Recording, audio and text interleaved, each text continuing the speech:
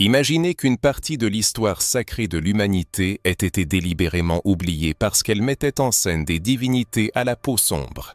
Il ne s'agit pas seulement d'une hypothèse audacieuse, mais d'un appel urgent à repenser les conceptions établies de la spiritualité, de l'origine divine de l'humanité et de la formation des récits religieux clés. Au fil des siècles, l'histoire a été écrite par ceux qui détenaient le pouvoir, et ces forces ont choisi de dissimuler, de déformer ou d'oublier la présence significative de Dieu à la peau sombre. Une question légitime se pose. Pourquoi? Pourquoi tant de mentions de ces divinités ont-elles disparu des textes sacrés? Pourquoi l'image du divin a-t-elle au fil des siècles acquis des traits eurocentriques et été soumise à une standardisation? Aujourd'hui, un voyage audacieux au cœur des vérités anciennes commence. C'est une expérience capable de secouer les convictions les plus profondes, car ce qui est sur le point d'être appris va bien au-delà des théories religieuses et des données historiques. Il s'agit d'identité, d'héritage et, par-dessus tout, d'un éveil spirituel. Cet appel s'adresse à ceux qui sentent qu'il manque un élément important dans le tableau général de la foi. À ceux qui se sont demandé pourquoi certains personnages bibliques semblent avoir été effacés de la mémoire. À ceux qui ont le sentiment que la spiritualité qu'on leur a enseignée n'est peut-être pas complète et englobante. Il s'agit de découvrir les dieux noirs vénérés par des civilisations entières avant l'ère de la colonisation spirituelle. Il sera démontré comment leurs noms, leurs attributs divins et leurs enseignements ont été dissimulés par des empires religieux cherchant à contrôler non seulement des territoires, mais aussi les esprits des gens.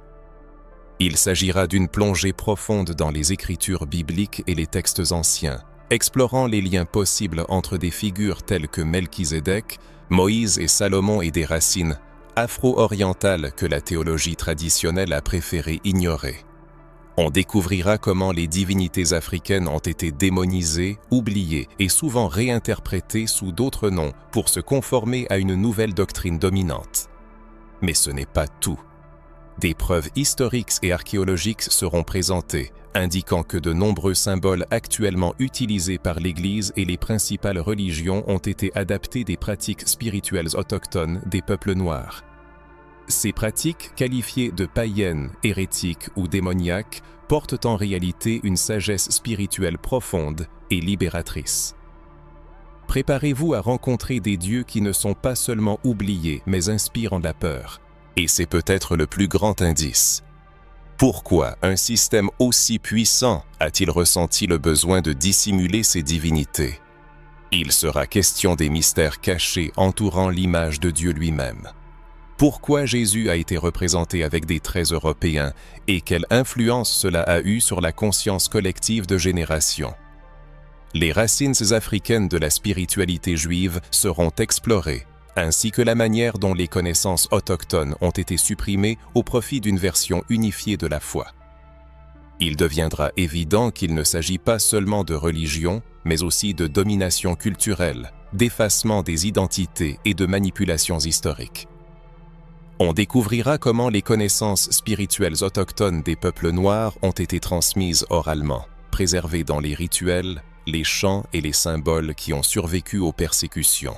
Il sera exploré comment ces pratiques existent encore, parfois déguisées dans des expressions de foi suivies par des millions de personnes, aujourd'hui encore.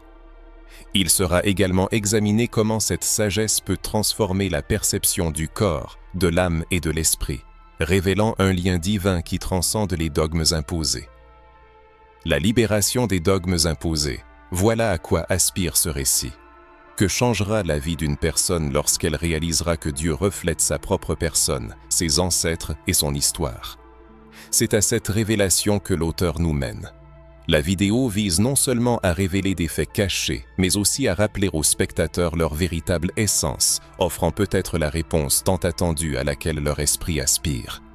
Avant de plonger dans des révélations plus profondes, il convient de se demander: combien de fois avez-vous ressenti un décalage entre ce qui a été enseigné sur Dieu, la Bible et les racines spirituelles, et votre propre sentiment intérieur de vérité? Si vous avez ressenti cela, c'est peut-être un signe que votre âme cherche quelque chose de plus grand, quelque chose qui a été caché et réduit au silence, mais qui commence maintenant à se manifester. C'est pourquoi ce contenu est si important. Il ne s'agit pas seulement de faits historiques, mais d'identité, de libération spirituelle et du sauvetage d'une vérité qui a été arrachée à nos ancêtres et cachée sous des couches de mensonges, de culpabilité et de peur. Malheureusement, peu de gens savent ou désirent parler du fait que les mythologies africaines les plus anciennes contiennent des codes spirituels aussi profonds et structurés que les théologies formelles reconnues par les religions occidentales. Ces mythologies, qui ne peuvent être réduites à de simples légendes ou contes populaires, représentent des enregistrements vivants du lien des peuples noirs avec le divin. Il s'agit de civilisations anciennes qui vénérèrent des forces supérieures, des dieux avec des noms, des fonctions et des symboles spécifiques, bien avant que les colonisateurs européens ne connaissent le concept du monothéisme.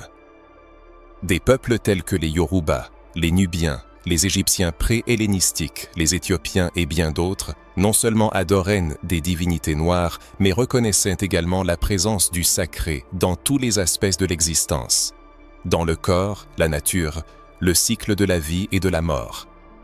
Ces divinités avaient la couleur de la peau, une origine africaine et parlaient en le langage de la terre, de la mémoire et d'une connexion spirituelle directe, sans avoir besoin de médiateurs ou d'institutions. C'est là que le conflit commence. Lorsque le colonialisme européen a rencontré ces pratiques spirituelles, ce qui était spiritualité a été qualifié de sorcellerie, la sagesse autochtone, ignorance et le divin, démonisé. En réalité, il y a eu un projet d'effacement spirituel, un effort systématique, brutal et silencieux visant à annuler la présence des Noirs dans la sphère de la foi, de la sagesse et de la révélation. L'Église, étroitement liée au pouvoir politique et économique de l'époque, a joué un rôle crucial dans ce processus. Depuis les premiers conciles, qui définissaient quels livres entreraient dans la Bible et lesquels seraient en rejetés, jusqu'aux missions d'évangélisation qui accompagnaient les colonisateurs en Afrique, ce n'est pas seulement une nouvelle foi qui a été imposée, mais un nouveau récit, une nouvelle image de Dieu, façonnée à l'image des conquérants, une divinité parlant latin, vêtue de blanc et n'ayant rien de commun avec les dieux à la peau sombre qui peuplaient les cosmologies des peuples africains. La religion européenne, qui a supplanté les anciennes croyances des peuples autochtones, a choisi de les ignorer. Cette suppression spirituelle ne s'est pas limitée au continent africain. Elle s'est étendue à travers les océans, asservissant les corps et les esprits, instaurant l'idée d'infériorité, de perversité et de danger de tout ce qui était lié aux ancêtres africains. Vous êtes-vous déjà demandé pourquoi des symboles, qui sont aujourd'hui considérés comme démoniaques, étaient autrefois sacrés pour nos ancêtres? Pourquoi le tambour utilisé pour invoquer les orishas est-il devenu perçu comme un instrument du mal? Pourquoi des noms comme On, Osiris, Isis, Damballa ou Mahu sont-ils absents des textes religieux mais secrètement présents dans les cultes chrétiens syncrétiques? Les cultures qui vénéraient en ces dieux noirs ont été contraintes de se cacher. Leurs connaissances ont été masquées, entrelacées avec d'autres croyances, camouflées pour survivre sous les coups de fouet, sur les bûchers et sous la menace d'excommunication. Ce que les églises modernes appellent des rituels païens est en réalité une pratique ancienne de connexion au divin dont les racines plongent plus profondément que le christianisme lui-même. Ce silence n'était pas dû à l'ignorance, mais à une réticence à partager une connaissance qui confère du pouvoir. Cette connaissance détruit l'image d'un Dieu qui ne vous ressemble pas et prive l'oppresseur du droit exclusif au sacré. Le blanchiment de la foi n'est pas seulement une question d'esthétique, c'est une question de domination. Lorsqu'on insinue que le ciel a les yeux bleus et que le salut parle avec un accent européen, cela implique que votre sang, votre histoire et votre origine ne sont pas sacrés. Vous êtes déconnecté du divin qui vit en vous, vous faisant croire en la nécessité d'un intermédiaire autorisé par Rome ou Genève pour accéder à Dieu. Cependant, la spiritualité autochtone des peuples noirs a toujours été directe, vivante et réelle. Si aujourd'hui beaucoup se tournent vers l'Afrique en quête de sagesse spirituelle, ce n'est pas un hasard. C'est un éveil de la mémoire collective, une prise de conscience de la tromperie et un désir de restaurer ce qui a été déformé. La Bible, en substance, conserve des échos de ces vérités anciennes. Une lecture ouverte et impartiale révèle bien plus que ce que les dogmes permettent. Comment expliquer que de nombreuses figures clés des récits bibliques provenant d'Égypte, d'Éthiopie et de Mésopotamie, des régions profondément liées aux cultures africaines et sémitiques? Pourquoi ces liens sont-ils rarement soulignés dans les sermons? Pourquoi la lignée de David est-elle toujours mentionnée mais la reine de Saba oubliée? Ces questions nous poussent à regarder l'invisible, où se cache la vérité la plus puissante. La vérité que les personnes noires portent dans leur lignée, un héritage spirituel qui ne peut être effacé par décret ou remplacé par des images étrangères. Et cet héritage commence à être restauré. Chaque fois qu'une personne remet en question ce qui est imposé, chaque fois qu'elle cherche les racines de sa foi, les fondations du système de dissimulation s'effondrent. Dans le monde moderne, plein d'incertitudes et de changements, où les anciens repères perdent de leur pertinence, il est important de se souvenir des vérités spirituelles éternelles. Ce récit n'est pas destiné à convaincre, mais à éveiller, à rappeler la valeur de la recherche personnelle, la légitimité des questions et la sacralité de l'identité. Peut-être les réponses que vous avez si longtemps cherchées se trouvent-elles là où il semblait n'y avoir rien. Pendant des millénaires, des divinités ont existé, vénérées, craintes, respectées et invoquées par des civilisations entières. Des autels étaient érigés en leur honneur, des encens étaient brûlés, des prières étaient offertes et des sacrifices étaient faits. Leurs noms étaient sacrés et leurs histoires étaient transmises de génération en génération avec révérence. Cependant, avec le temps, ces dieux ont disparu, ont été remplacés, masqués, déformés ou simplement effacés de la mémoire. C'est là que réside le mystère à élucider pour ceux qui aspirent à la vérité spirituelle, cachée dans les ombres de l'histoire. On découvrira que les dieux noirs ont non seulement existé, mais ont également joué un rôle clé dans les systèmes spirituels des civilisations qui ont influencé la formation de la Bible et l'émergence des religions mondiales. Commençons par l'Égypte ancienne, une civilisation africaine où la spiritualité imprégnait tous les aspects de la vie. Les dieux égyptiens, tels qu'Osiris, Isis, Anubis, Horus et Maa, n'étaient pas de simples personnages mythiques. Ils incarnaient des principes spirituels, des lois cosmiques et des aspects du divin qui influençaient directement la vie des gens. Osiris, dieu de la résurrection et de la vie éternelle, était représenté avec une peau sombre, symbolisant non pas la mort, mais la fertilité de la terre du Nil, la renaissance et l'immortalité de l'âme. Isis, mère de tous les dieux, apparaissait comme une femme noire puissante, gardienne du trône et du savoir secret. Pharaon, magicien et guérisseur, se tournaient vers sa sagesse. Ces dieux et symboles portaient en eux la couleur de la terre, de la nuit et des ancêtres, ce qui change radicalement notre conception du divin. Lorsqu'une civilisation entière projette sa divinité en fonction de sa propre image et ressemblance, cela témoigne d'un lien profond entre le sacré et le personnel. Et si la couleur originelle de ces dieux était noire, et si l'image de Dieu, de la sagesse, de la justice et de l'éternité avait été représentée en noir pendant des siècles, quelle signification cela a-t-il pour les personnes noires aujourd'hui qui ont grandi en vénérant des images blanches, comme si c'était le seul chemin vers la divinité? C'est ici que commence le processus de libération et de restauration d'une spiritualité afrocentrique, basée sur des vérités qui ont été cachées mais non détruites. L'Éthiopie, l'un des pays les plus anciens et spirituellement riches du monde, a également cru pendant des siècles en l'existence d'un Dieu réel, puissant et noir. La famille royale éthiopienne se considérait comme descendante de Salomon et de la reine de Saba, porteuse d'un sang divin qui reliait la terre au ciel. Sur les anciennes représentations éthiopiennes, les prophètes, les anges, les archanges et même Jésus sont dépeints avec une peau sombre, des traits africains vêtus de lin brut, avec des yeux expressifs et des cheveux crépus. Ces images reflètent la foi et l'identité spirituelle du peuple. Il est important de se rappeler que la Bible, écrite et compilée dans différents contextes, provient d'une région où les peuples africains et sémitiques ont coexisté, combattu, échangé leur culture et, surtout leur connaissance spirituelle. Pendant longtemps, les racines spirituelles du peuple juif sont restées dans l'ombre, malgré leur lien profond avec le continent africain.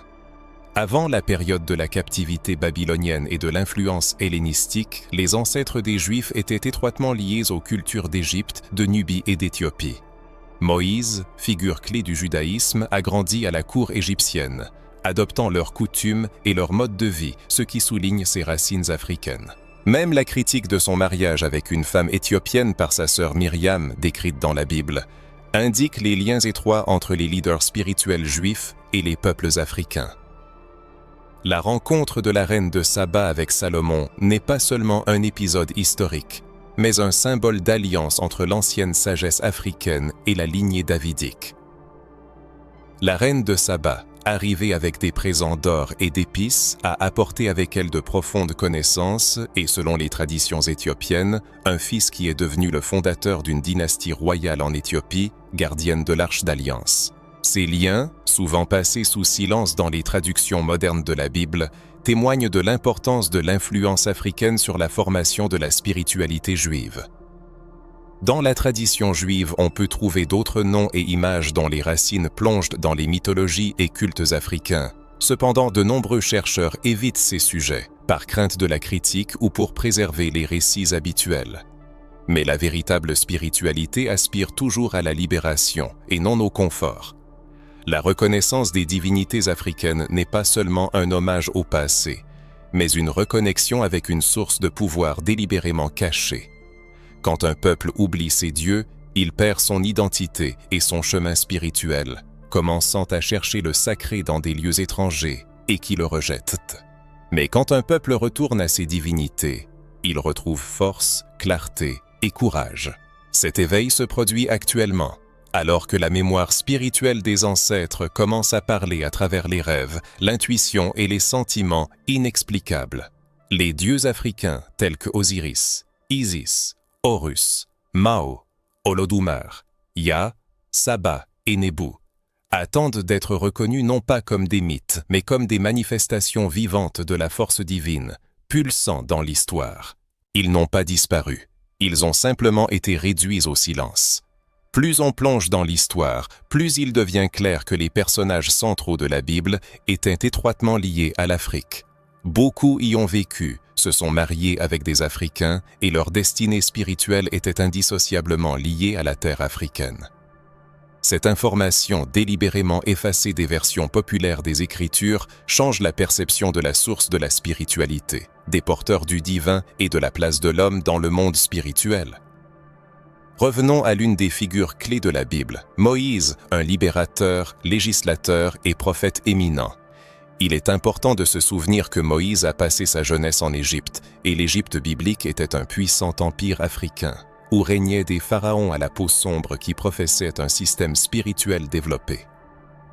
Moïse fut adopté par une princesse égyptienne et élevé au palais, comme un membre de la famille royale.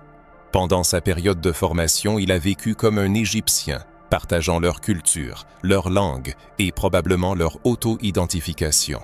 Les gens le percevaient comme un Égyptien. Pourquoi est-ce si important?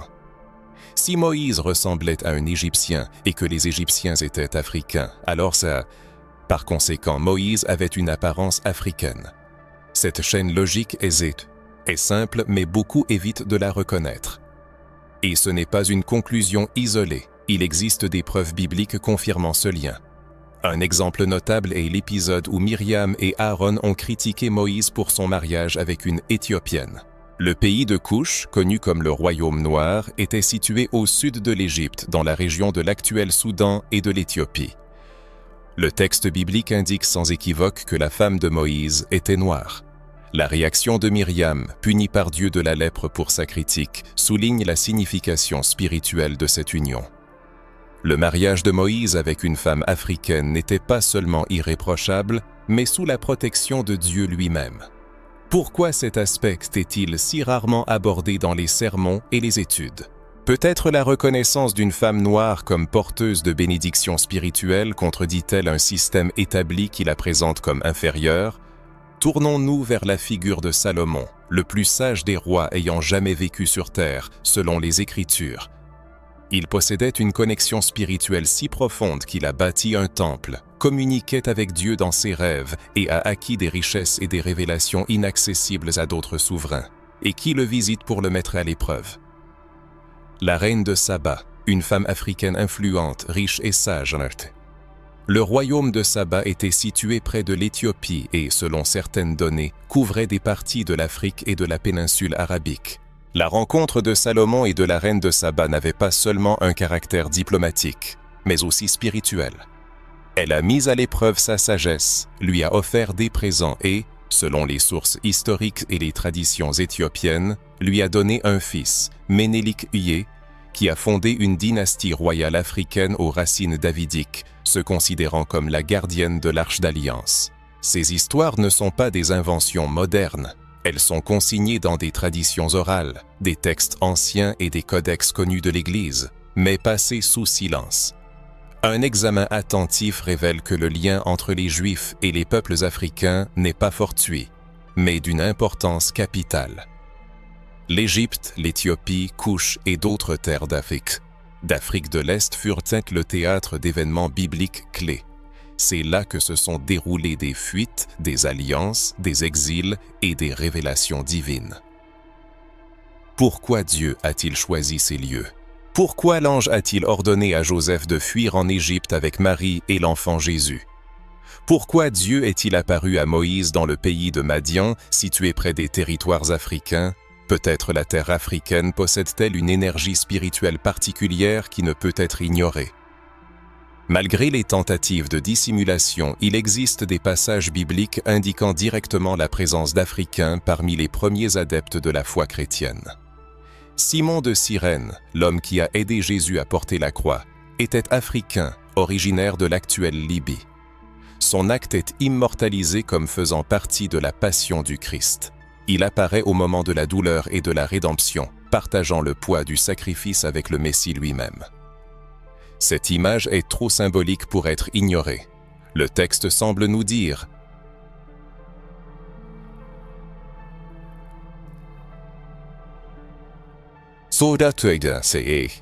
Même dans les prophéties de l'Ancien Testament, on trouve des mentions confirmant ce lien.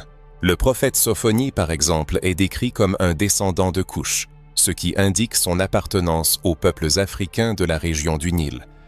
De nombreuses prophéties annoncent que l'Éthiopie tendra les mains vers Dieu et que les royaumes du Sud viendront adorer le Seigneur avec de l'or et de l'encens.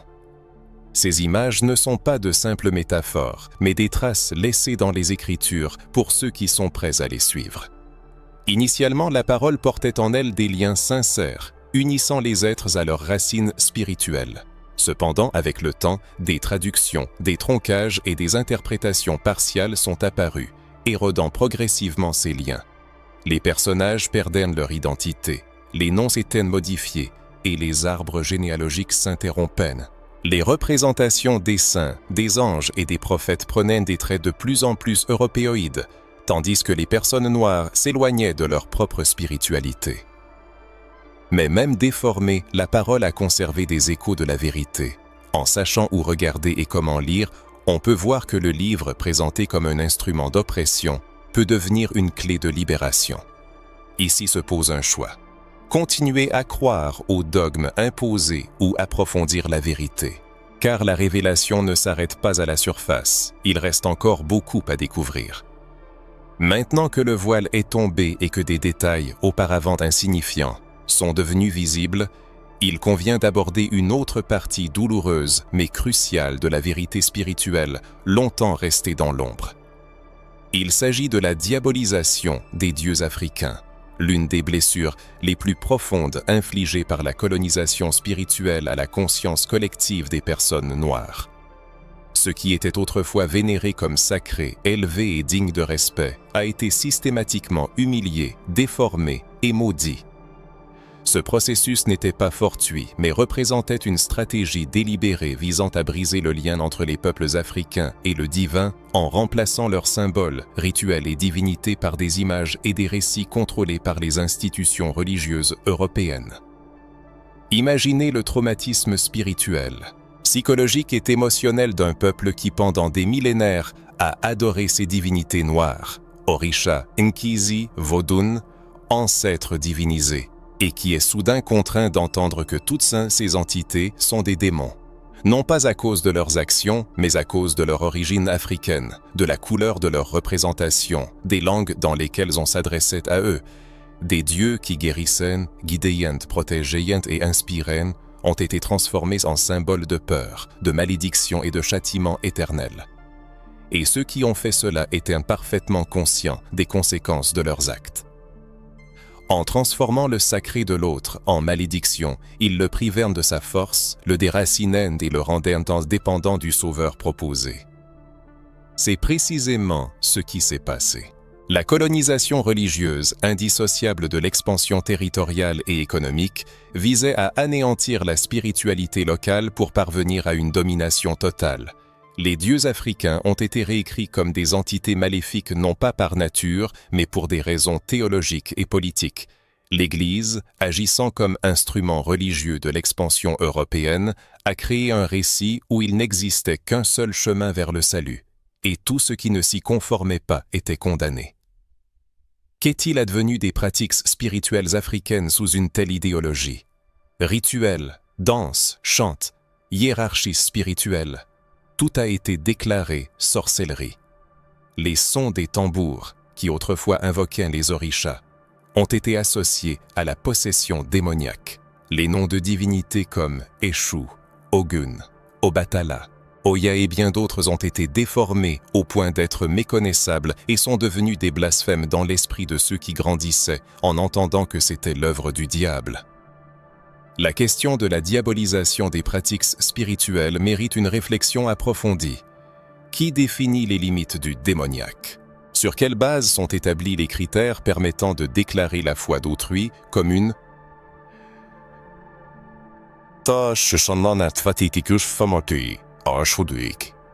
Pourquoi les divinités africaines sont-elles devenues la cible d'une discréditation systématique, alors que leurs homologues gréco-romains continuent d'inspirer l'art et l'architecture occidentaux? La réponse ne réside pas dans une analyse spirituelle, mais dans une stratégie de domination culturelle. L'objectif était non seulement l'asservissement physique, mais aussi spirituel des Africains, la rupture de leurs liens avec leurs ancêtres et leurs traditions spirituelles indigènes, avec ce qui constituait leur force intérieure. Est-il possible que le divin se manifeste non seulement dans de majestueuses cathédrales, mais aussi dans le rythme des tambours, le son des conques et les chants des prêtresses? Pourquoi le premier est-il exalté et le second condamné? Le problème ne réside pas dans la spiritualité en tant que telle, mais dans qui est autorisé à en être le porteur. Lorsque le sacré s'exprime à travers la culture africaine, il est discrédité. Malgré des siècles de persécution, d'esclavage et de conversion forcée, les divinités africaines ont survécu, se cachant dans les recoins des maisons, dans les murmures des grands mers, dans les rites syncrétiques qui trompaient les oppresseurs et protégeaient l'esprit des opprimés. Eshu continue de danser, même s'il est appelé le diable, car l'essence divine ne peut être détruite par le mensonge. Elle attend simplement le moment de se manifester à nouveau au monde.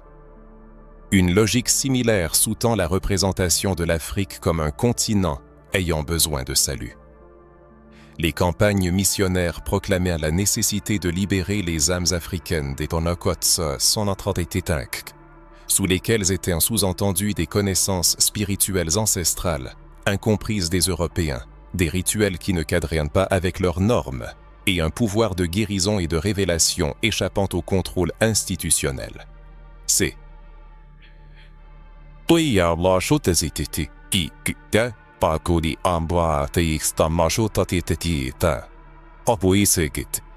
éteint en réalité la lumière des ancêtres, menaçant la structure de pouvoir de la religion dominante.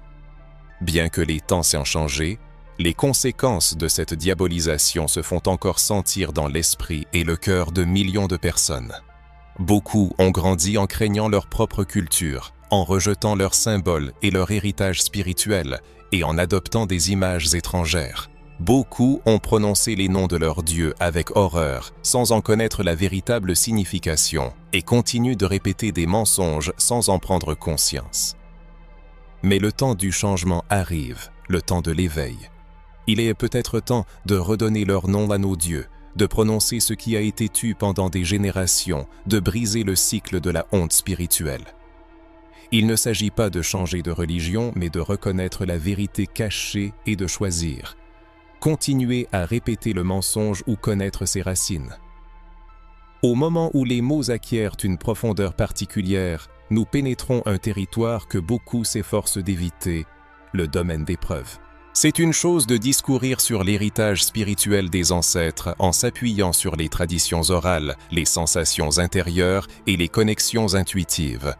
C'en est une autre, bien plus désagréable pour ceux qui cherchent à contrôler l'opinion publique, lorsque ces vérités commencent à se manifester sous forme de découvertes matérielles, d'inscriptions anciennes et de manuscrits séculaires que les universitaires eux-mêmes tentent d'oublier ou de réécrire. Oui, les preuves existent. Il y a des témoignages historiques, archéologiques et même linguistiques qui confirment ce qui était auparavant appelé mythe, superstition ou même hérésie. Et ces preuves ne sont pas cachées dans des archives secrètes. Elles sont simplement ignorées. Elles sont conservées dans des musées, des archives, des universités et des collections privées, accessibles uniquement à ceux qui détiennent déjà le pouvoir. Mais maintenant, le voile du mystère commence à se lever. Savez-vous, par exemple, qu'il existe des centaines de papyrus égyptiens sur lesquels sont représentées des divinités aux traits africains distincts. Peau sombre, nez large, lèvres pleines, des portraits ne laissant aucun doute sur l'origine de ces personnages. Ces représentations n'étaient pas accidentelles, elles étaient des symboles de divinité, de pouvoir et d'immortalité. Lorsque les anciens habitants de la vallée du Nil créaient les images de leurs dieux, ils ne suivaient pas des standards étrangers. Ils représentaient le sacré tel qu'ils le voyaient en eux-mêmes, à leur image et à leur ressemblance. Cela seul détruit l'un des paradigmes les plus tenaces imposés aux personnes noires pendant des siècles. Car si les dieux étaient d'origine africaine, pourquoi les Noirs ont-ils été éduqués à se considérer comme maudits ? Pourquoi la couleur de leur peau est-elle devenue associée à l'obscurité, au mal et au péché? Au cours des dernières décennies, des archéologues ont découvert des inscriptions dans les temples de Nubie, d'Éthiopie et du sud de l'Égypte, attestant non seulement de la vénération des divinités africaines, mais aussi de leur rôle clé dans les rites spirituels et les cérémonies religieuses. Il existe des registres d'offrandes à la déesse Maa, incarnant la vérité et l'ordre cosmique, représentés avec des traits africains et une symbolique solaire. De plus, ces documents indiquent que nombre de ces rituels visaient à maintenir l'équilibre spirituel dans le monde. En d'autres termes, les peuples africains ne se contentaient pas d'adorer leur Dieu. Ils se sentaient aussi co-créateurs de l'harmonie universelle. C'est bien plus qu'une simple religion. C'est une identité cosmique. C'est une vision du monde dans laquelle les Africains occupent une place inaliénable dans l'ordre divin. Mais ce qui inquiète le plus le système de contrôle des connaissances, ce sont les découvertes faites en Éthiopie. On y conserve d'anciens manuscrits d'une telle puissance que beaucoup n'osent pas les traduire ouvertement. Parmi eux, le Bonajoukwot, d'un 57 Nok, qui raconte l'histoire de l'origine du roi Salomon par la reine de Saba et confirme le droit des monarques éthiopiens à une descendance directe de David. Réalisez-vous toute la signification de ce fait. La dynastie royale d'Israël se prolonge en Afrique. Le sang royal coule dans les veines africaines. L'arche d'alliance est conservée sur le sol éthiopien. Cela change toute la perspective. Cela recontextualise complètement l'histoire de la foi.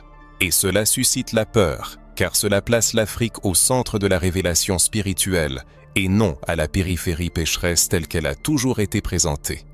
Il existe également des textes apocryphes, délibérément exclus de la Bible canonique en raison des informations troublantes qu'ils contiennent. Par exemple, le livre d'Enoch, largement connu dans la tradition éthiopienne et reconnu par les églises orientales, raconte des entités célestes descendant sur terre et interagissant avec les humains. Il est à noter que bon nombre de ces récits se déroulent dans des régions africaines. Ces anciens manuscrits, conservés dans des églises taillées dans la roche, dans des lieux où le temps semble s'être arrêté, gardent la mémoire d'événements qu'on ne peut oublier. Des preuves se trouvent également dans l'iconographie. Des images, des mosaïques et des statues découvertes en Afrique du Nord et au Moyen-Orient représentent des prophètes aux traits africains.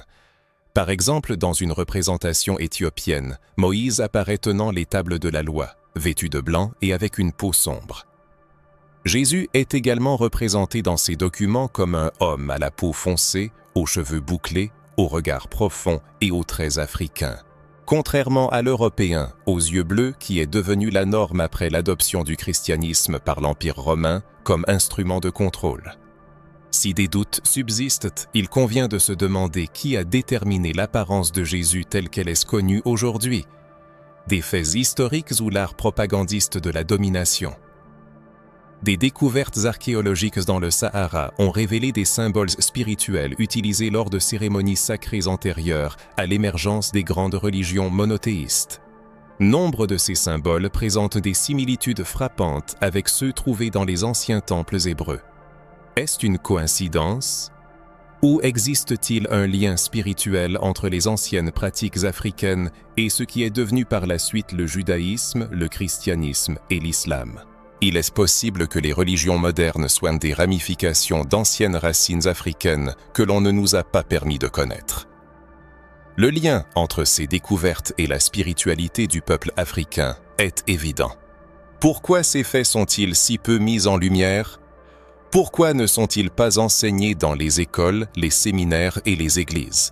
La réponse est simple. Celui qui contrôle l'histoire contrôle l'imaginaire collectif et la foi d'un peuple.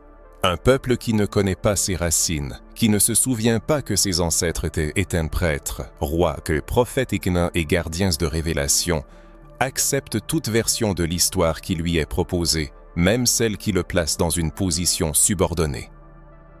Mais la prise de conscience commence à émerger. Les pièces du puzzle s'assemblent, car l'archéologie confirme la spiritualité, et ce que l'histoire cache, la vérité spirituelle le proclame. Et dans ce cri, on peut entendre les échos des temps où le divin marchait parmi son peuple, parlait sa langue, dansait ses rythmes, se manifestait avec sa peau, avec sa force, avec sa lumière. Cette lumière continue de brûler, et il est plus que jamais nécessaire de la reconnaître.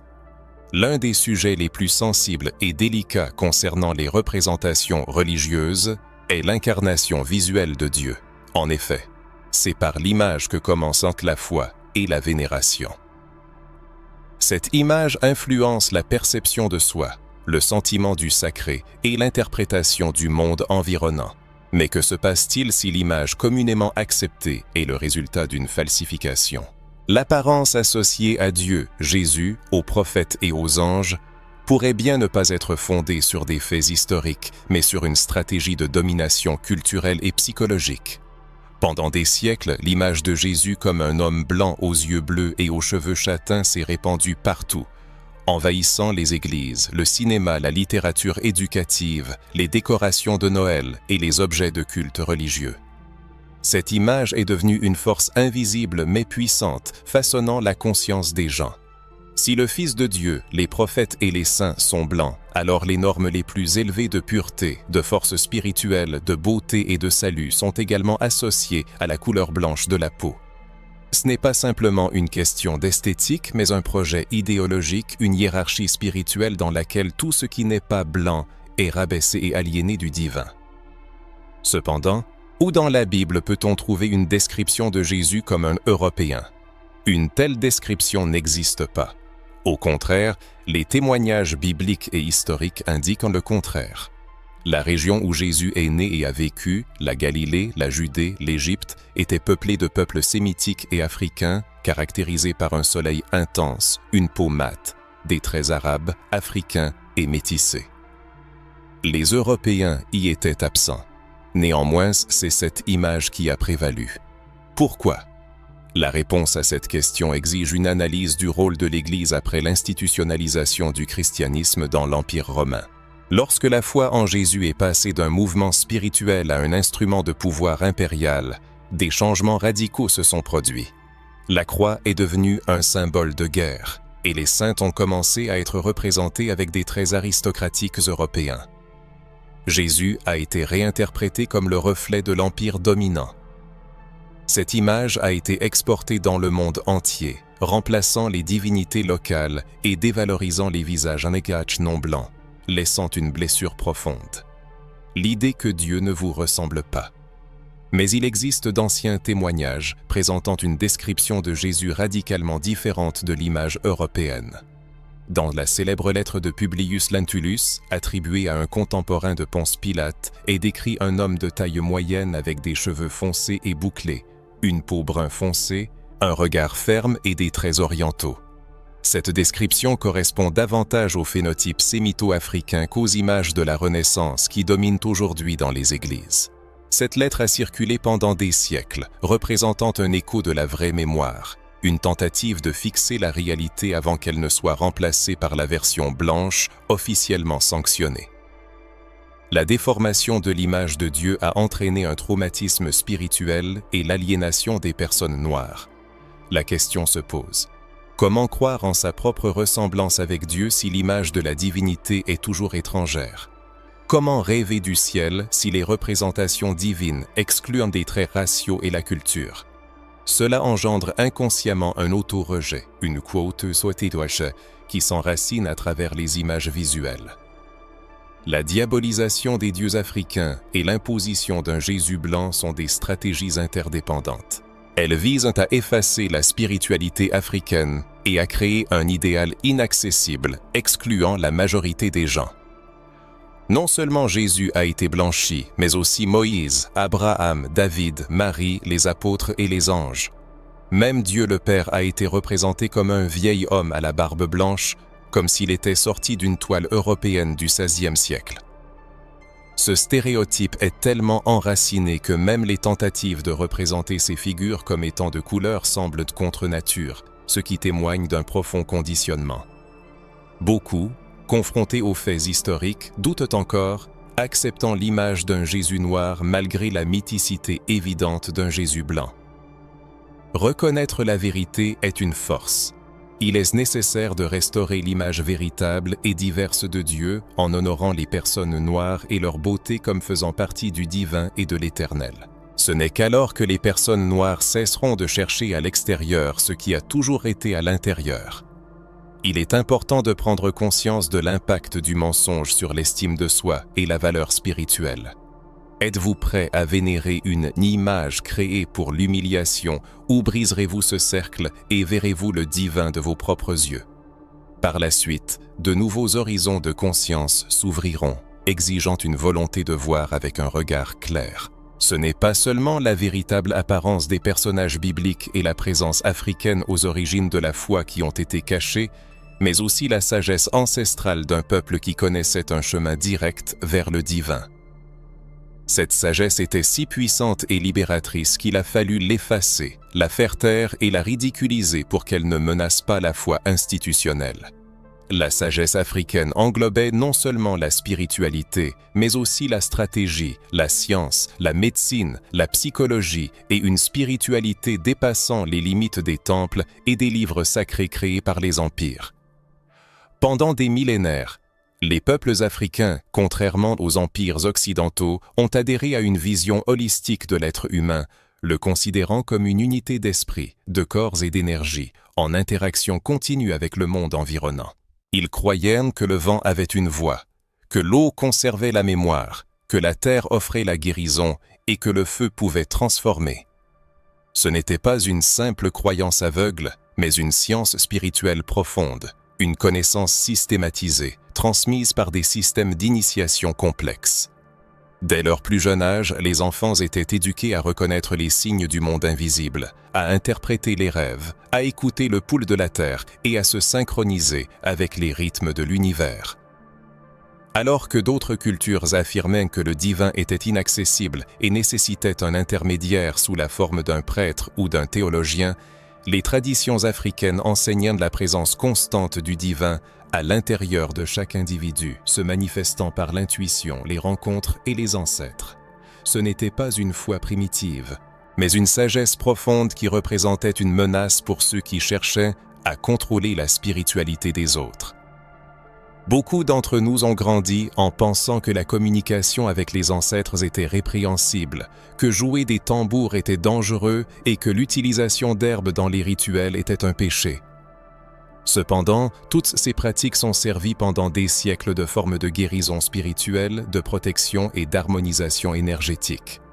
L'utilisation des plantes, par exemple, était considérée comme faisant partie d'un système médical complexe, où chaque feuille, racine et décoction préparée possédait sa propre signification unique, sa vibration et son intention, transmises par des règles strictes et des prières.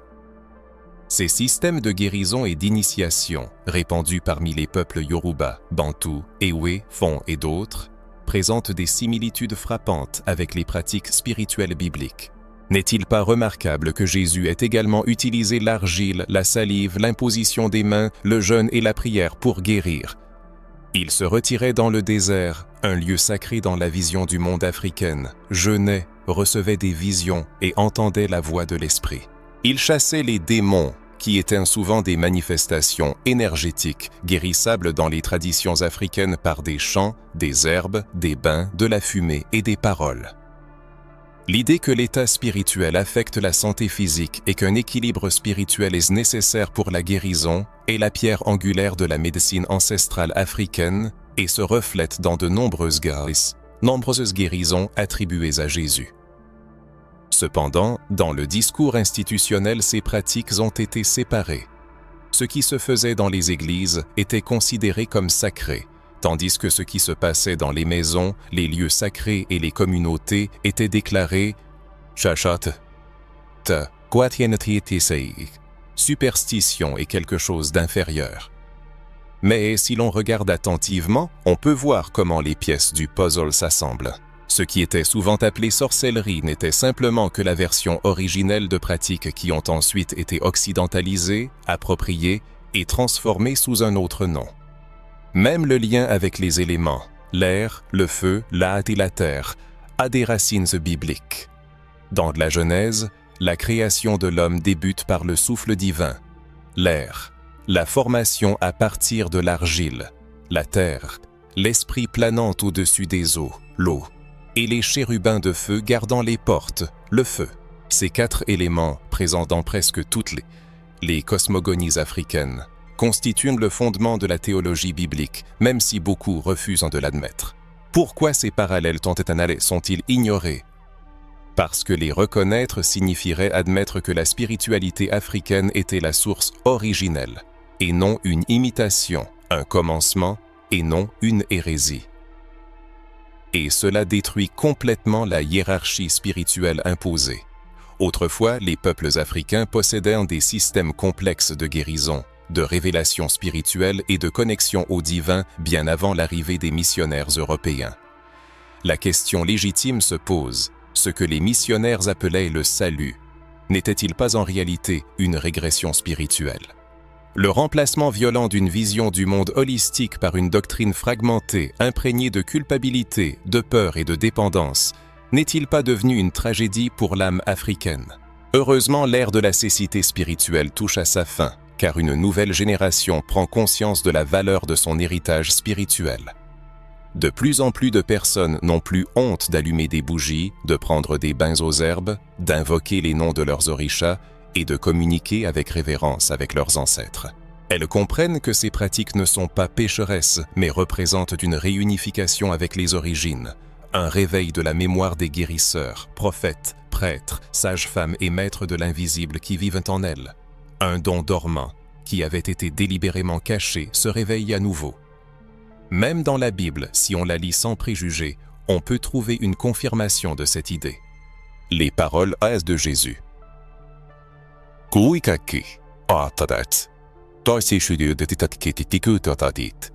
Henri Tadi témoigne que chaque être humain possède cette force intérieure. Cette force ne se limite pas aux rituels ecclésiastiques. Elle se manifeste dans la vibration de la voix, le toucher de la main, l'intention du cœur et le code de l'âme.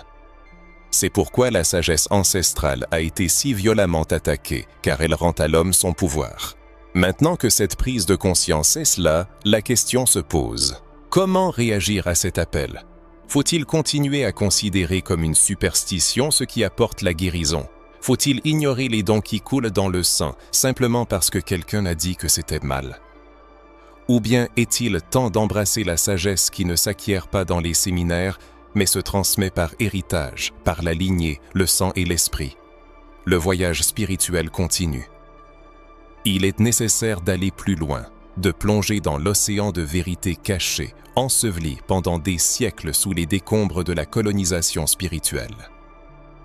Il est temps d'allumer les torches et d'éclairer ce qui a été délibérément maintenu dans l'obscurité. La sagesse ancestrale africaine qui non seulement a survécu, mais continue de vivre en de nombreuses personnes, sans même qu'elles soient conscientes de la puissance contenue dans leur sang. Ce qui était autrefois appelé superstition s'avère être une science spirituelle. Ce qui était stigmatisé comme sorcellerie est une connaissance ancienne. Ce qui était rejeté comme folklore est en réalité sacré. L'éradication de la sagesse ancestrale africaine fut l'un des éléments clés de la stratégie d'asservissement spirituel. Les colonisateurs comprenaient que pour dominer pleinement un peuple, la soumission physique ne suffisait pas. Il fallait s'emparer de leur esprit, de leur foi et de leur lien avec le monde invisible. Les systèmes d'initiation africains représentaient une menace directe pour ce plan, car ils n'étaient pas de simples rituels, mais de véritables écoles spirituelles où hommes et femmes étaient préparés à devenir des gardiens d'énergie, des intermédiaires du divin et des guérisseurs de la communauté. Ces systèmes d'initiation existant chez les peuples Yoruba, Bantu, Ewe, Fon et bien d'autres constituaient un processus d'apprentissage rigoureux et profond. Les disciples apprenaient à interagir avec les éléments, la terre, le feu, l'eau et l'air, comme des outils de guérison et de communication avec le monde invisible. Ils développaient également des compétences pour écouter le silence, déchiffrer les signes, honorer le temps et atteindre un équilibre entre le corps et l'esprit. Dans ces systèmes, il n'y avait pas de place pour le hasard ou l'arbitraire, comme beaucoup le croient à tort. C'était une connaissance clairement organisée et structurée, transmise oralement de génération en génération avec une grande responsabilité. Au sein d'une génération donnée, l'individu aspirant à la croissance spirituelle passait par une série de rites symbolisant ces étapes de transition dans la vie. Ce n'était pas un simple acte formel, mais un processus profond d'apprentissage de l'âme. Dans la société africaine traditionnelle, personne n'entrait dans la vie sans une préparation spirituelle préalable. La notion d'existence sans but n'existait pas. Chaque personne avait sa destinée, sa mission, ancrée dans sa lignée. La naissance était considérée comme une renaissance spirituelle, étroitement liée au clan, à la communauté et à l'équilibre universel. L'enfant était perçu comme un esprit ancien avec une tâche spécifique. Les anciens jouaient un rôle important, rappelant au jeune homme son essence avant la naissance, activant cette mémoire par des rites, des noms sacrés, des danses et des mots porteurs de pouvoir. Aujourd'hui, la question se pose. Où trouver un système d'apprentissage similaire? Où sont ces pratiques qui existaient avant le modèle de spiritualité qui nous a été imposé pendant des siècles? Elles ont été délibérément détruites, remplacées et ridiculisées, ce qui a conduit à l'émergence d'une génération aux talents inexploités, à la réceptivité spirituelle supprimée et à un sentiment de vide qu'aucune doctrine dogmatique ne peut combler. On peut mémoriser des textes sacrés, fréquenter régulièrement des institutions religieuses, mais sans la capacité de reconnaître les signes de l'esprit en soi, l'on reste dépendant d'autorités extérieures pour définir la volonté de Dieu. C'est ici que la sagesse ancestrale rejoint l'enseignement de Jésus. Ces paroles.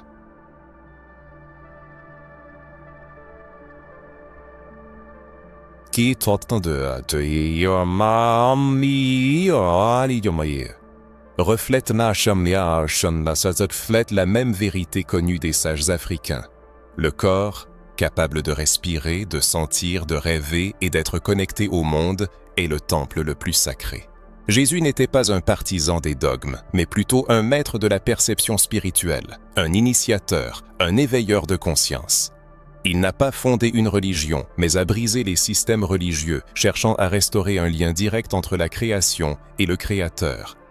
Un lien que les Africains ont toujours maintenu à travers la nature, les orishas et les ancêtres. De telles affirmations peuvent surprendre, mais les guérisons accomplies par Jésus à l'aide de salive, de terre, de toucher et de souffle sont similaires aux méthodes des guérisseurs africains. L'utilisation de la terre pour absorber l'énergie, de l'eau pour la purification spirituelle, des paroles sacrées pour libérer les traumatismes, ce ne sont pas seulement des miracles, mais des technologies spirituelles fondées non sur des dogmes, mais sur la sensibilité, la foi et le lien avec le monde invisible. Cette sagesse, inhérente aux Africains, a été jugée dangereuse. Cette sagesse se manifestait aussi dans la communication avec les esprits des ancêtres. Contrairement aux idées de conjuration démoniaque, les peuples africains croyaient que les ancêtres ne disparaissaient pas, mais devenaient des guides, des conseillers et des gardiens spirituels. Ceci est confirmé par les Saintes Écritures où Hébreux 12:1 parle de la grande nuée de témoins qui nous entoure. Élie apparaît aux côtés de Moïse sur la montagne de la transfiguration des siècles après sa mort, et Jésus lui-même communique avec ses esprits. Pourquoi alors la communication avec les ancêtres est-elle devenue un péché? Parce que les gens ont été convaincus que ce qui était naturel pour leur peuple était inacceptable aux yeux des étrangers. Dans leur regard se cachait bien plus qu'un simple mouvement physique. Même la danse servait d'outil de guérison, de moyen de célébrer des événements joyeux, d'exprimer sa gratitude et de se libérer de l'énergie accumulée. Les mouvements perdaient leur trivialité, se transformant en messages spirituels, où chaque pas, chaque tour et chaque battement de tambour devenait un appel sacré. Cette tradition se reflète encore aujourd'hui dans les rites religieux afro-brésiliens, les festivals africains, les danses du candomblé et les chants des terreiros, centres religieux où l'esprit des ancêtres est toujours vénéré. Cependant, qu'est-il advenu de cet héritage? Il a été stigmatisé comme une possession, un chaos et une œuvre du diable, ignorant totalement la valeur spirituelle et psychologique de l'expression corporelle dans la communication avec les forces supérieures. Paradoxalement, en y regardant de plus près, on peut découvrir dans la Bible des éléments qui font écho à cette sagesse ancienne. Des psaumes qui invoquent la nature comme témoin de louange aux prophètes qui jeûnaient, se purifiaient avec des cendres et partaient dans le désert à la recherche de réponses. Mais le regard occidental, déconnecté de la sagesse ancestrale, a transformé tout cela en un rituel vide, mécanique et sans âme, le privant de son essence et n'en laissant que la forme. Maintenant, il est temps d'agir, car peut-être jusqu'à présent avez-vous ressenti tout cela sans pouvoir l'exprimer. Peut-être avez-vous senti que les bains aux herbes vous guérissaient comme aucun médicament ne le pouvait. Peut-être avez-vous rêvé d'ancêtres vous donnant des conseils et vous ne saviez pas comment les interpréter. Peut-être avez-vous senti que votre douleur était de nature spirituelle, mais on vous a appris à vous taire.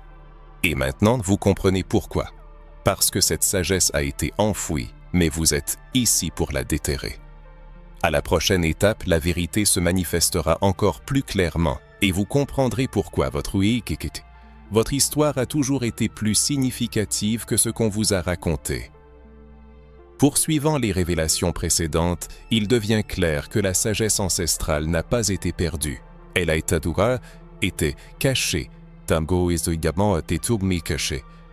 absorbée et déguisée dans des systèmes religieux prétendant à la pureté et à l'inspiration divine, mais en réalité, façonnée sous l'influence des intérêts de pouvoir et de contrôle. Et c'est ici que nous abordons l'une des étapes les plus complexes de ce voyage, l'influence des dieux noirs sur le christianisme. Oui, c'est bien cela. Ce qui était bruyamment diabolisé s'est discrètement infiltré derrière les autels, les vêtements, les rituels et même les fêtes qui sont aujourd'hui considérées comme chrétiennes. Et la question que vous devez vous poser est « Pourquoi ?» La réponse est simple et troublante à la fois. Parce que les prêtres, les théologiens et les chefs religieux savaient que la sagesse ancestrale était réelle, puissante et efficace. Ils savaient que les dieux noirs, les orishas, les Nkisi, les Vodun, les divinités africaines et les principes spirituels reliaient les gens aux dimensions profondes de l'esprit. Et comme ils ne pouvaient pas permettre aux gens d'accéder librement à cette force, ils ont préféré en absorber les éléments, en effacer les origines et les présenter sous de nouveaux noms, sous de nouvelles formes et avec de nouvelles justifications. Ainsi, d'anciens symboles africains sont devenus partie intégrante de la liturgie chrétienne, même à l'insu des fidèles. Commençons par les fêtes. Beaucoup des dates chrétiennes les plus célébrées aujourd'hui, telles que Noël, Pâques et la Pentecôte, ne trouvent pas leur origine dans les premiers siècles du christianisme. Elles sont une réinterprétation de fêtes spirituelles plus anciennes, dont certaines sont enracinées dans les traditions africaines et afro-méditerranéennes. Noël, par exemple, a été officiellement établi au IVe siècle dans le but de remplacer les anciens rituels de célébration du solstice et du renouveau de la vie. Cependant, en Afrique du Nord, bien avant cela, des cérémonies étaient déjà organisées, dédiées à la manifestation de la lumière divine chez les êtres humains, à la naissance symbolique de l'esprit solaire dans un corps terrestre. Les célébrations dédiées à cette idée étaient accompagnées de danses rituelles, d'offrandes végétales, de vénération de symboles solaires et de chants d'hymnes glorifiant la vie éternelle. En d'autres termes, le Christ était déjà présent dans ces cultures, mais sous un autre nom, s'exprimant dans une autre langue et se manifestant sous une autre forme. De plus, les rites liturgiques du christianisme eux-mêmes portent des signes spirituels enracinés dans les rites d'initiation africains. Le baptême par l'eau en est un exemple frappant. Dans les cultures d'origine africaine, l'eau a toujours été considérée comme un portail spirituel, utilisé pour la purification, la destruction symbolique de l'ancien moi et la renaissance spirituelle. Les eaux d'Oshun, par exemple, sont vénérées non seulement pour leur beauté et leur fertilité, mais aussi pour leur capacité à purifier l'âme et à ouvrir de nouvelles voies. Lorsqu'un prêtre chrétien moderne effectue un baptême plongeant le croyant dans l'eau, il répète un geste ancien, antérieur au christianisme et faisant partie d'un vaste savoir africain, cependant sans la reconnaissance appropriée de sa source originelle. Avez-vous remarqué les positions des mains pendant les prières chrétiennes, l'utilisation de l'encens, les processions aux bougies allumées, les vêtements sacerdotaux, la répétition de chants et de mantras, les applaudissements rythmés et le dialogue entre le prêtre et la congrégation? Tous ces éléments font partie intégrante de l'ancienne liturgie africaine. Le prêtre, vêtu de blanc, cherchant à se connecter au sacré, suit inconsciemment le principe de pureté et d'élévation spirituelle qui, dans les cultures africaines, est appliqué au rituel dédié à Bathala, l'oricha de la paix et de la création. L'encens brûlé sur les autels chrétiens répète le rite que les peuples du Sahel utilisaient depuis des millénaires pour élever des prières et se débarrasser des énergies négatives. Et qu'en est-il des saintes catholiques, vénérées sous des noms et des images occidentales, mais qui portent en eux les qualités et les archétypes de divinités noires? Quiconque connaît le syncrétisme sait que Saint Georges est l'incarnation d'Ogun, Notre-Dame de la Conception est Oshun, Saint Sébastien est Oshosi, et Sainte Barbe est Yansa, Atehomosuoya. Cependant, peu de gens réalisent que ce syncrétisme n'était pas seulement une stratégie de survie pour les peuples asservis, mais aussi une absorption tacite de la part de l'Église qui a compris le pouvoir de ces entités et s'est approprié leurs archétypes. Ceci devient encore plus évident lorsque l'on porte attention aux codes cachés dans les liturgies. De nombreux hymnes chrétiens célébrant la force, la puissance, la guerre spirituelle et les épées de feu reproduisent en fait des concepts associés aux orishas guerriers, tels que Ogun et Shango, mais sans mentionner leur origine. Lorsque nous chantons Dieu comme un feu dévorant, nous invoquons un principe spirituel qui, dans les cultures africaines, est associé à la transformation, à la purification et au jugement, des qualités attribuées à des entités comme Shango. Cependant, tout cela s'est revêtu d'un langage européen, dépouillé de sa négritude et présenté comme une doctrine pure, acceptable et civilisée. Réfléchissez un instant. Combien d'entre nous, en rejetant les orishas, ont dansé lors de services messes religieux sur des paroles Kikhredi, qui, traduites en langage énergétique, auraient glorifié ces mêmes archétypes. Combien d'entre nous répètent « Gloire, gloire, Alléluia » sans savoir que ce rythme, ce battement, cette manière de louer vient directement des pratiques spirituelles afro-américaines, héritières directes des chants des Africains, asservis dans les champs de coton. Tout a été absorbé, transformé et restitué sous un nouvel emballage, tandis que la source originelle a été stigmatisée comme profane, païenne ou maudite. Mais que se passe-t-il lorsqu'une personne découvre une ressemblance frappante entre les symboles qui lui ont été inculqués pour le culte et les anciens cultes de ses ancêtres? Le Saint-Esprit, représenté sous forme de feu, de vent et du phénomène de parler en d'autres langues, fait écho de manière inattendue aux entités qui se manifestaient dans les rituels africains. Ces entités, s'incarnant dans des corps en état de transe, transmettaient des messages, réalisaient des guérisons et ouvraient de nouveaux horizons de connaissances. Le mystère du pain et du vin lors de la scène semble refléter les festins sacrés, où le repas partagé servait de forme de communication avec le divin. Même le concept de la Trinité, Père, Fils et Saint-Esprit, trouve des parallèles dans les croyances africaines, où le Créateur, le manifesteur et l'Esprit vital étaient considérés comme différentes manifestations d'une entité unique. Est-ce une simple coïncidence? Non, c'est une appropriation délibérée, basée sur la conscience de l'authenticité de l'expérience spirituelle africaine. Cependant, les colonisateurs ont cherché à cacher cette connaissance, craignant que les Noirs ne reconnaissent ce qu'ils appelaient péché et qui était en réalité la graine de l'héritage spirituel. Au lieu d'honorer cet héritage, ils ont préféré l'exploiter et le maintenir dans l'ombre. Maintenant, avec cette connaissance, quels symboles reconnaissez-vous? Quels éléments aviez-vous remarqués auparavant et comprenez-vous maintenant leur origine? Nous n'étudions pas seulement l'histoire, nous restaurons la mémoire. Et chaque souvenir de ce type active quelque chose qui a longtemps été en sommeil. La vérité qui se révélera ensuite sera encore plus profonde, et vous êtes déjà prêt à l'apercevoir. Nous voici donc arrivés au point culminant de ce voyage, peut-être le moment le plus transformateur, l'éveil spirituel des personnes noires. Toutes ces vérités, ces récits et ces preuves n'existent pas simplement pour satisfaire une curiosité historique. Elles sont là pour rappeler une profonde lignée spirituelle oubliée, un héritage qui a été étouffé, déformé et même diabolisé, mais qui n'a jamais complètement disparu.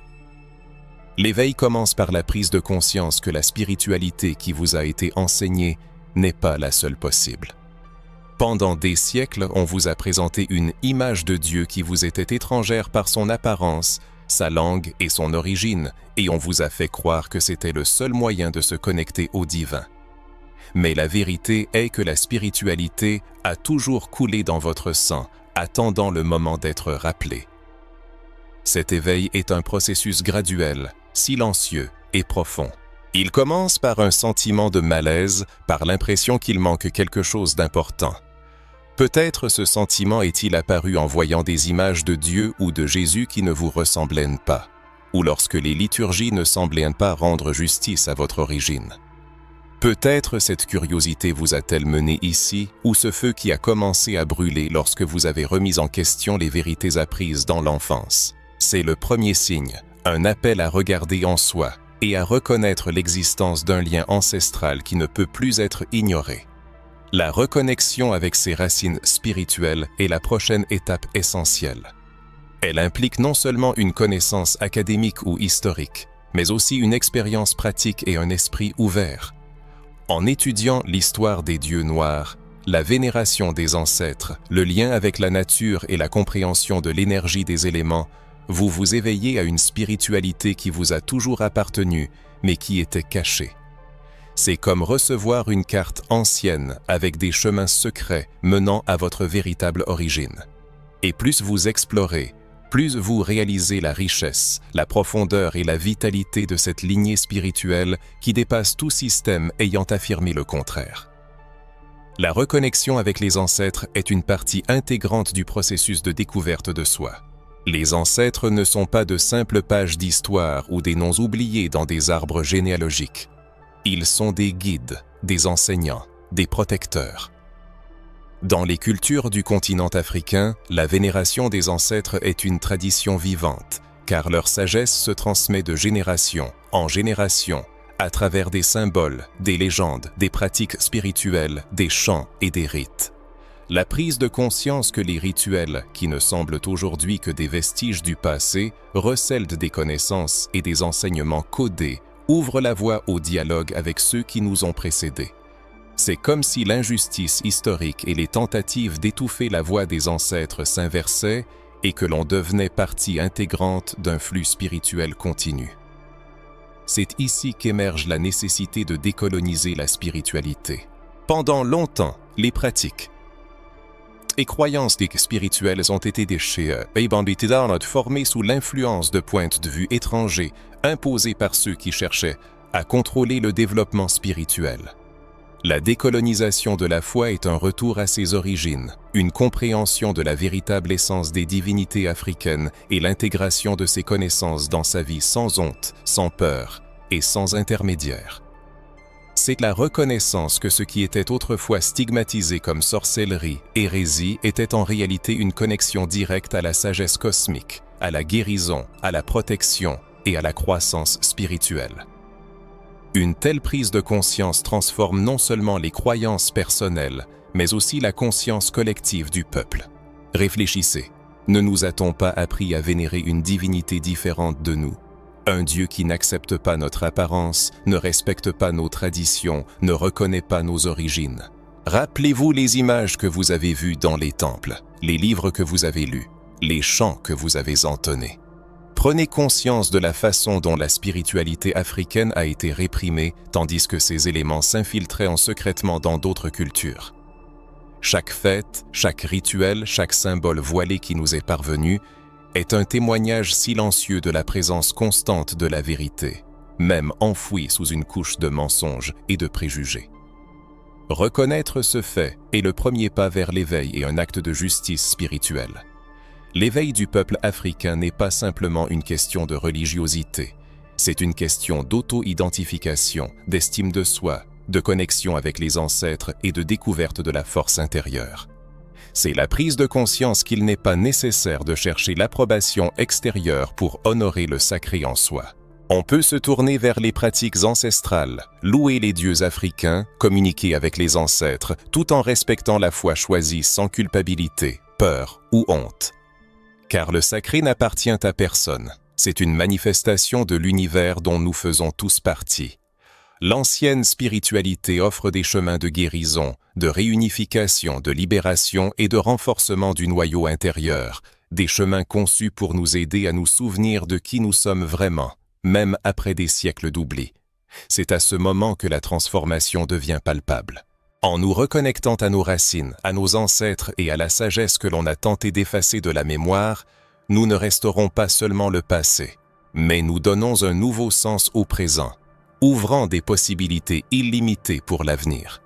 Nous rejetons les croyances imposées et créons un espace pour une spiritualité qui nous est chère, qui respecte notre histoire, honore notre couleur de peau, notre sang, notre esprit. C'est comme si le brouillard se dissipait, révélant une lumière qui a toujours été là, mais que nous ne pouvions pas voir. Cette lumière, une fois reconnue, éclaire non seulement nos vies, mais aussi celle de notre entourage, car chaque personne éveillée en inspire d'autres à s'éveiller, brisant ainsi le cercle vicieux de l'oubli. Si, en écoutant ces mots, l'auditeur a ressenti un écho intérieur, une émotion ou un désir d'unité, il doit se rappeler que ce n'est pas un simple ensemble de phrases, mais un puissant outil d'éveil spirituel. Il est nécessaire de les utiliser pour affirmer son essence, embrasser son héritage sacré et prendre conscience de la force du sacré qui palpite en soi. Les révélations à venir approfondiront encore ce processus de réunification et il faudra une entière disponibilité pour accueillir les vérités qui ont été délibérément cachées à la compréhension humaine pendant des siècles. Si l'auditeur a atteint ce stade, cela témoigne que son esprit et son âme se sont éveillés et sont prêts à percevoir les vérités que les événements historiques et les institutions religieuses ont tenté de dissimuler à l'humanité.